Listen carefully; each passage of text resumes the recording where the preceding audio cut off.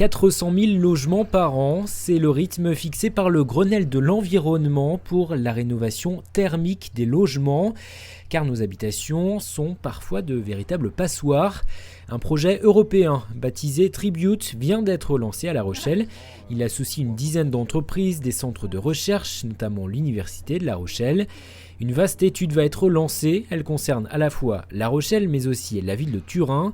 Plusieurs bâtiments vont être équipés de capteurs. Il va y avoir des réseaux de capteurs sans fil qui vont être déployés donc pour mesurer plusieurs paramètres, pour mesurer l'occupation, comment les bâtiments sont occupés, mesurer des températures, mesurer des flux énergétiques, mesurer le CO2, plein de choses qu'on peut imaginer mesurer. Tous ces capteurs vont être reliés sans fil à une base de données. L'objectif est de mesurer les paramètres physiques des bâtiments, mais aussi l'impact de l'activité humaine, leur évolution dans le temps en fonction des climats, et d'établir les performances énergétiques des constructions.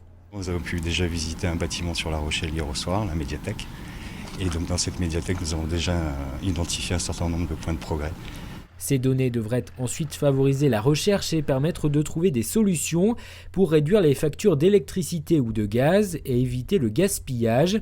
C'est d'ailleurs l'un des objectifs que s'est fixé la Commission européenne pour les 6 prochaines années. C'est un défi pour le futur de notre planète et en particulier pour le secteur de la construction qui utilise 40% des énergies au niveau mondial.